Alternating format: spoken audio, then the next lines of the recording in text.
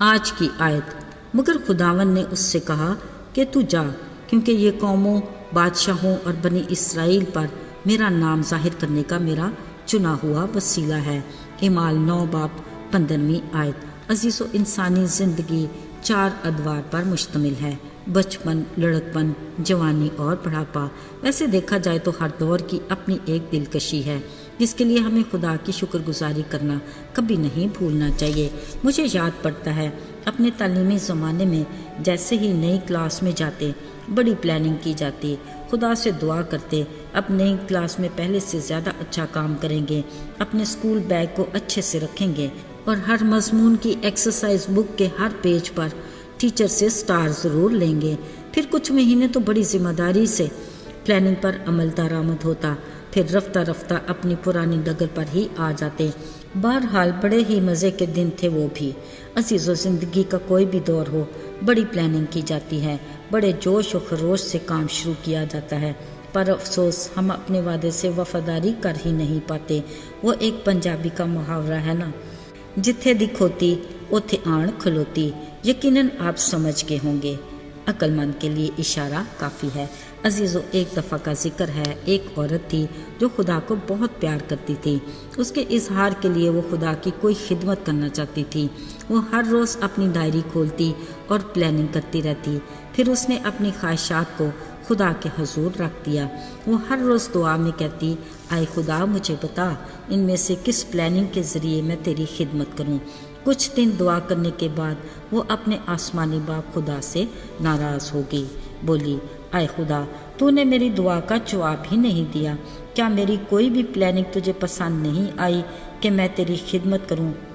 مزے کی بات یہ کہ خدا نے اسے جواب دیا، کہا، نہیں بیٹی، یہ بات نہیں، تیری ہر پلاننگ قابل قبول ہے، مگر یہ کہ میری پلاننگ تیرے لیے بہترین ہوگی۔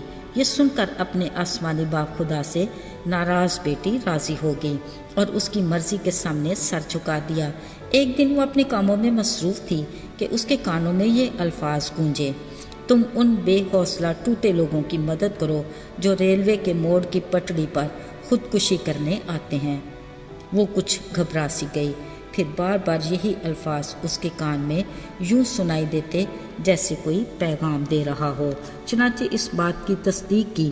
وہ جس قوم میں رہتی ہے وہاں ایک مشہور مقام تھا جو ریل کی پٹڑی کا موڑ کہلاتا ہے۔ وہاں اکثر لوگ مایوس اور انتہائی بے بسی کی حالت میں آتے اور پاس ہی گہری کھائی میں خود کو گرا کر خودکشی کر لیتے۔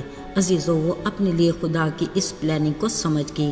اس نے فوراً ایک بورڈ بنوایا اور اس پر لکھوایا، رکیے، آپ بہت قیمتی ہیں، دیکھیے کوئی ایک ہے جو آپ سے محبت رکھتا ہے۔ نیچے اس نے اپنا نام اور پتہ لکھوایا اور وہاں نصب کر دیا۔ اب وہ دعا کے ساتھ انتظار بھی کرتی۔ عزیزو، یقین کیجئے، پہلے ہی دن کسی نے بورڈ پڑھ کر اس کے دروازے پر دستک دی۔ اس نے خوشی سے دروازہ کھولا۔ ایک شخص کھڑا تھا۔ اس نے اسے اندر بلایا اور اچھے ماحول میں اسے یسوع کے بارے میں بتایا۔ خوش کن بات یہ کہ وہ شادمان ہو کر اپنے گھر لوٹا۔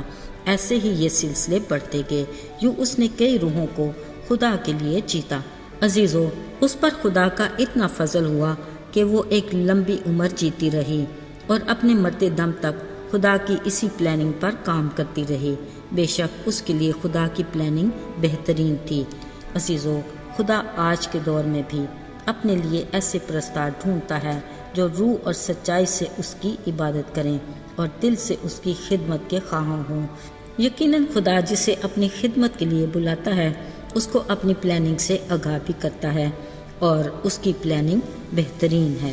عزیزو، فقط ہمیں اپنی روحانی زندگی میں ہوشیار اور بیدار رہنا ہے تاکہ جب وہ ہمیں آواز دے ہم سیموئیل کی طرح کہہ سکیں، آئے خدا فرما، کیونکہ تیرا بندہ یا بندی سنتی ہے۔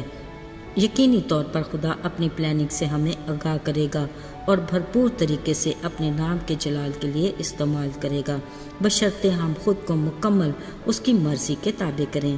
یاد رہے، جب ساؤل کو خدا نے اپنی خدمت کے لیے چنا تو اس نے اپنے پلان سے اسے آگاہ کیا اور کہا کہ تو قوموں، بادشاہوں اور بنی اسرائیل پر میرے نام کو ظاہر کرنے کا میرا چنا ہوا وسیلہ ہوگا۔ کلام مقدس سے پتہ چلتا ہے کہ ساؤل جو تبدیل ہونے کے بعد پالوس رسول کہلایا، اس نے تا حیات بڑی فرمانبرداری سے خدا کے منصوبے پر عمل کر کے اس کی خدمت کی۔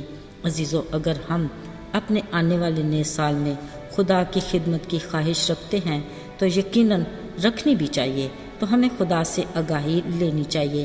بلا شبہ اس کا منصوبہ ہمارے لیے بہترین ہوگا۔ آئیے دعا کریں۔ آئے آسمانی باپ، ہم تیرے رحم اور فضل کے طلبگار ہیں۔ ہمارے دل کی یہ آرزو ہے کہ ہم تیری خدمت کریں۔